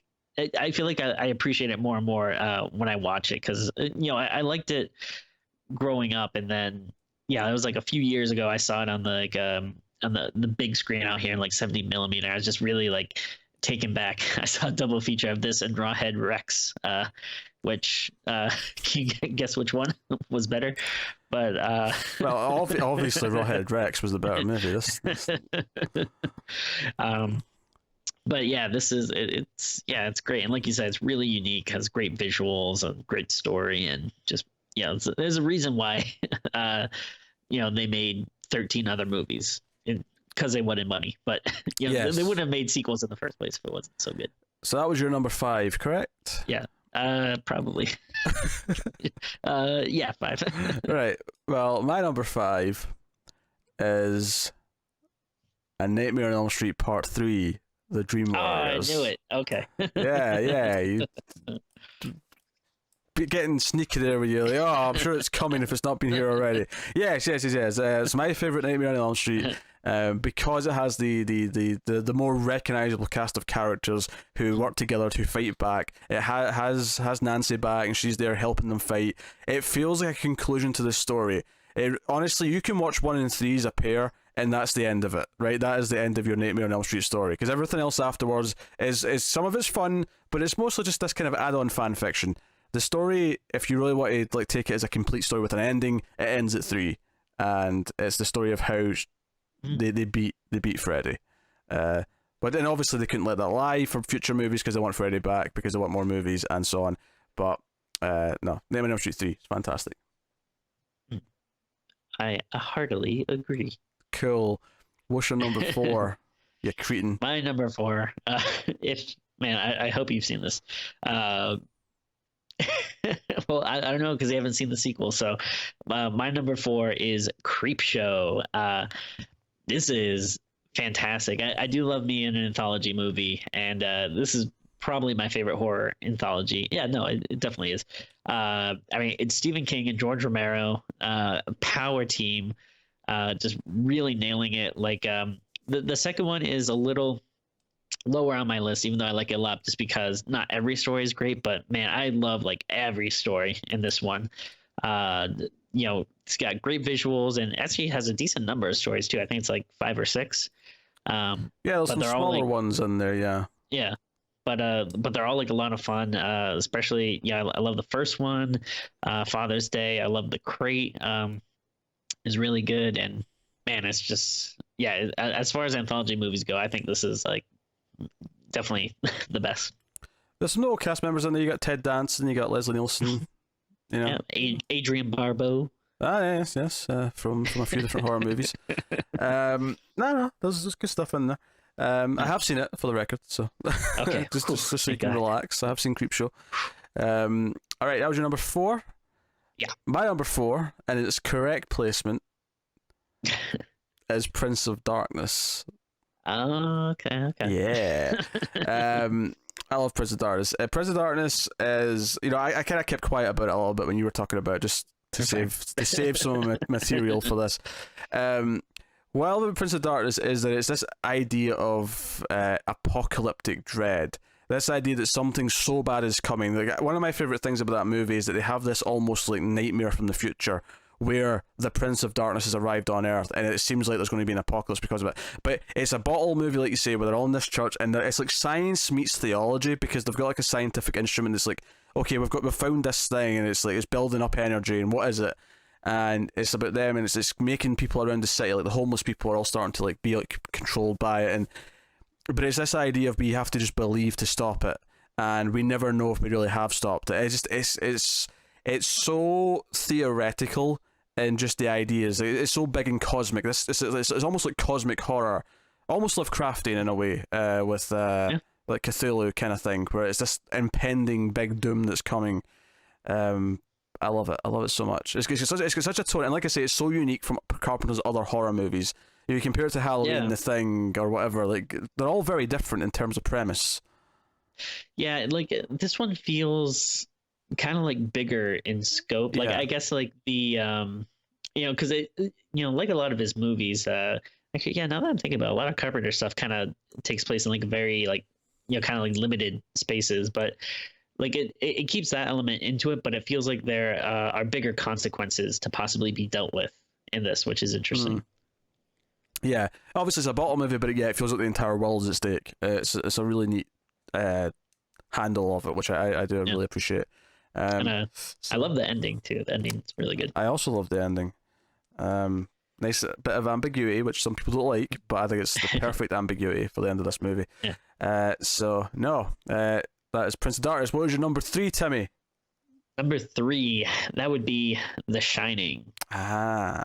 This is I guess you'd say is Kubrick's only foray into the horror genre. Yeah. Nah, yeah, I guess you would. Yeah. But it's this one is it's kind of weird for King fans too, because Stephen King absolutely hates this movie, and so I feel like some people as fans kind of like side with him, like screw this movie. But I absolutely love the Shining book, but man, even though this doesn't really have a lot in common with it, it's still a fantastic, great movie. Just so many like creepy sequences, just really beautiful shots, and just like outstanding performances by Jack Nicholson. And surprising no one, Kubrick came along and made one of the best directed horror movies ever made. Yeah, because it is immaculate. I forget if I don't know if we talked about it before. You might have even been the person who told me this, or it might have been someone else. But I think someone said like Kubrick kind of wanted to like whenever he was making a movie, like he always wanted to do like different genres, and he wanted to make like the best of that genre. Like I guess in like 2001 would be him being like, oh, this is gonna be the best sci-fi movie, or and then when he did The Shining, he's like, oh, I want to make like the best horror movie. I don't know if that's true, but I heard someone said that. He gave it a bloody good go though. Yeah. Whether it's at the top of your list or not, he's definitely made a good try of it. Yeah. Shine's fantastic. Again, it's another bottle movie. It's all on the one mansion, the one hotel rather. Really solid. So, my number 3 is one that's been mentioned before, which is not surprising. I think at this point we're high up in the list. We'd expect that we'll have a lot of doubles. But my number 3 is actually Near Dark. This is one I loved a lot after I saw it the first time. When I watched that again for the show a couple years ago, I was like, you know what, this is even better than I remembered. This is so well handled. It's such a great story. It's a great atmosphere. That, like I say, it's very dreamlike. The music, it draws you into them, because one of the things that vampire movies often play with is the idea of the mystique of the vampire, and I feel like this entire movie has that mystique that pulls on the viewer. And you have, the main character, with the vampire girl, and they kind of fall for each other. It's got that vampire romance thing going for it. But the vampires are so awful and evil to people, but at the same time, they're really fun to watch. Like Lance Henriksen, Bill Paxton, Jeanette Goldstein, they are delightful, especially Bill Paxton. Bill Paxton steals every scene he's in. He is fantastic. Like that scene with them in the bar is fantastic. Yeah, because I remember those standout scenes after I watched it the first time, and I wondered in my memory if like it was maybe not as great the rest of the time. But watching it again a couple of years ago, it was like, no, this is oozing atmosphere the entire time. I care about the character story. It's great. Yeah, and I didn't mention it, but we should definitely give props to Catherine Bigelow, the director. But because she just directed the shit out of it. I mean, obviously, like, people will give her all the credit for the Hurt Locker and stuff, and I like the Hurt Locker. It's a good movie, but to me, Near Dark's her crown jewel. Yeah, that's her movie, man. I love it. I love it so much. It's oozing the atmosphere. I love it. Great music. What is your number 2, Timmy? My number 2, probably not surprising anyone because I haven't mentioned it yet, but that would be the original Nightmare on Elm Street, not the remake. Don't be confused with the 2000 whatever remake. I'm talking about the original, baby. Like I said, I just absolutely love this franchise. It's one of my favorite horror things, and I love similar to like Friday the 13th. Like you're saying, how the second one is kind of like still like a really good horror movie, and kind of before it gets like a little goofier and cheesier. This I think is like a fantastic, legitimate horror movie. Before Freddy starts with the one-liners and becoming like a cartoon character. I just think he is such a creepy, imposing, scary figure in this first one, and I love. I've always kind of been interested in like the idea of like dreams and dream logic. So I like a lot of movies that kind of deal with that, and so I think it's really interesting, unique premise, and they do a lot of fun stuff with it, and just the if you like documentaries, the was it Never Sleep Again, it's really interesting, and it's just fascinating to see how much like work and thought went into coming up with a story and just designing the character of Freddy. Like there's so much stuff Craven brings in, like from his like personal life and like stories he's read, and even stuff like he mentioned before, just like designing his like sweater. He picked the 2 most like colors that like clash like the most together, so it like just makes it like hard for your eyes to process that. Like even like little details like that, I just find is like really fascinating, and I think it all works really well. Never Sleep Again is a fantastic documentary. Likewise, Crystal Lake Memories, the Friday the 13th. It was the same people who made both. They're both like really long, because every movie gets at least half an hour in terms of discussion time. So they get quite long, but they're both worth a watch. Really good.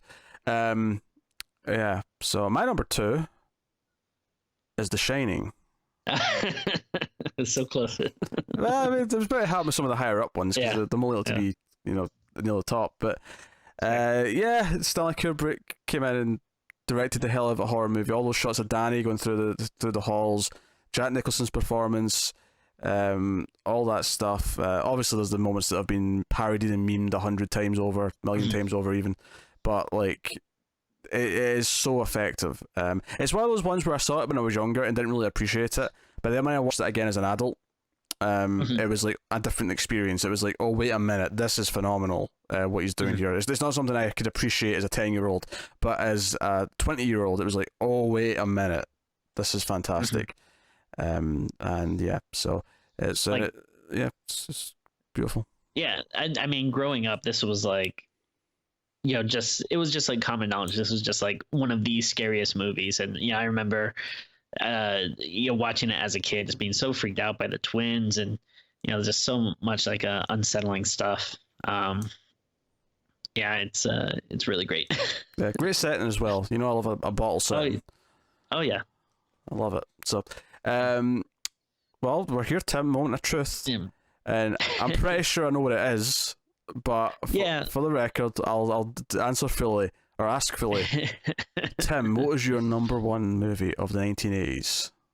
Obviously, yeah. I mean, anyone who knows me or heard me talk about it on the episode we did on it, or when we did our original, top 100 list of just movies of all time, horror movies of all time. It's no surprise that for me, it's Evil Dead 2. I can't say enough good things about this movie. I absolutely love it. I think I probably spent about 1 year in high school where I watched this like once a week. It was just like in real heavy rotation. It's one that I constantly watch. I'd bring friends over and be like, oh, we got to watch this. And it's, there's just so much stuff in there, like Bruce Campbell's Ash character. It's, he's such a smarmy kind of jerk, but so like not a lot of people can kind of pull that off, but Bruce Campbell just does such a good job of, making you love him and want to root for him. And, there's great gore and creepy moments, but also like so much funny stuff. And it's everything about it is fantastic.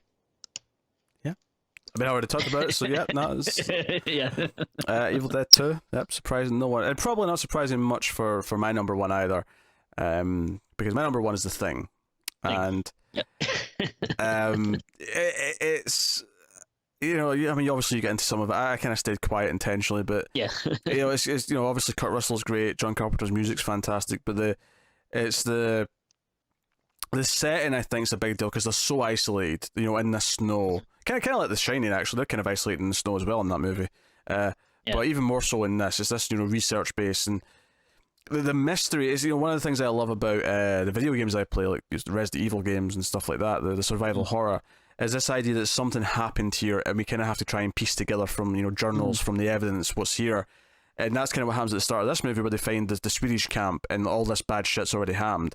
And it's the mystery of what happened. And then over the course of the movie, it starts to happen to them, and you see the horror of it. I like that stuff a lot. Which is why that 2011 version prequel is like such a pointless movie that just takes away from what the original is. Yeah. I gotta admit, I don't hate that movie, but it is definitely like, I don't really know who wanted this or why it's needed. Like, I just watched it and I was like, yeah, whatever. Yeah, it definitely can't hold a candle. Yeah, its existence just feels like it goes against the point of. So some things are just meant to be backstory, and it's just everything has to have a prequel now. So let's do it in depth, and it's like mystery is part of the fun. So now I love that, and them slowly realizing the testing they do when they're trying to figure out who's the thing and who isn't, and all that stuff, the ending, all of it's so good. And of course the practical effects, which I'm sure you mentioned, are out of this world. So some of the scenes of like the Thing and people, whatever, like transforming or whatever you want to call it, like it's so goddamn good. And this is I mean, man, Carpenter is so great. This definitely has to be the best. Well, I mean, I guess you'd argue for Halloween. But I mean, man, he's really firing on all cylinders though with this one. Carpenter from about 76 to 87 is like this era of just absolute greatness. It is insane. Assault on Precinct 13 through to Prince of Darkness, And some people argue up to maybe In the Mouth of Madness, but I don't know. It I started like to that one a lot. it wavered it started a bit. It started to waver around then, I think. Yeah. Back and forth a bit more, but nah, it's gold to tell you. With that though, that is both of our top 50 horror movies of the 1980s. So we have done that. Another countdown again. I think we'll do something. If not in October, maybe right after October again next year. We'll do another list of some kind. Maybe we'll pick a subgenre. Maybe we'll do another decade.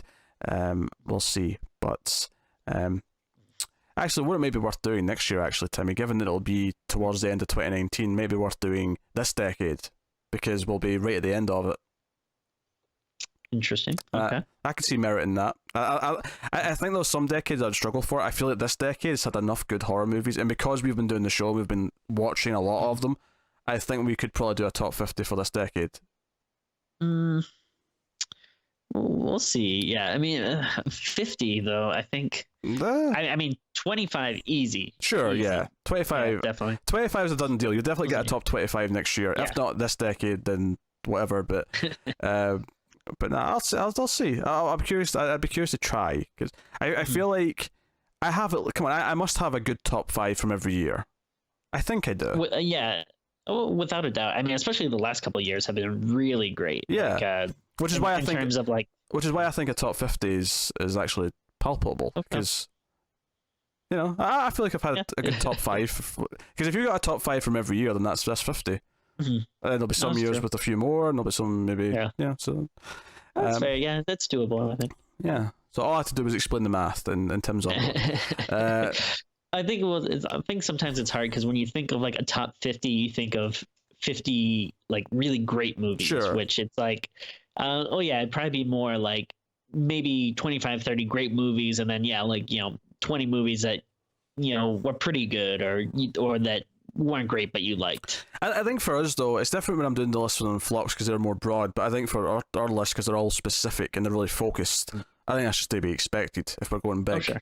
We're going to have some fun stuff, we're going to have some later stuff, and but so I think what we're going to do actually for the next Patreon vote, for the vote that goes up this month for patrons to vote on, we're going to pick 4 from this list, or from these lists that we've not done yet. Now we'll be specific because obviously there's some that we want to save maybe for other Octobers or something like that, for some of the big ones, but I think we're going to pick 4 movies from this. Obviously we're going to do that in a minute after we've stopped recording, but you can look forward to that going up for our patrons. And of course we mentioned Patreon, patreon.com/MailFuzzTV if you want to support the show and everything we do here, as well as all the other shows that are on the channel and on the audio feeds and all the rest of it. You can go and have a look. You can even sponsor the show now on Patreon. That's one of the tiers. It's pricey, but we will read an ad for you or just a message in the middle of the show, should you wish to do that. But that is the list, and we'll be back next with a relatively new movie review. Next week's regular episode will be that, and then we'll go from there. It'll be one episode a week, but we may have the occasional extra one, and we're going to start banging through some of these damn sequels that we've got lined up, and hopefully we'll have a fun time. Obviously in December there'll be a couple of Christmas episodes. There usually is. We like to do that and the build up there, and then at the end of the month, early January, we'll do our top 10 of the year. So fun things coming. But thank you very much for sticking around. Thank you so much. Let us know what your top 50 horror movies of the 80s are in the comments. Love to see that.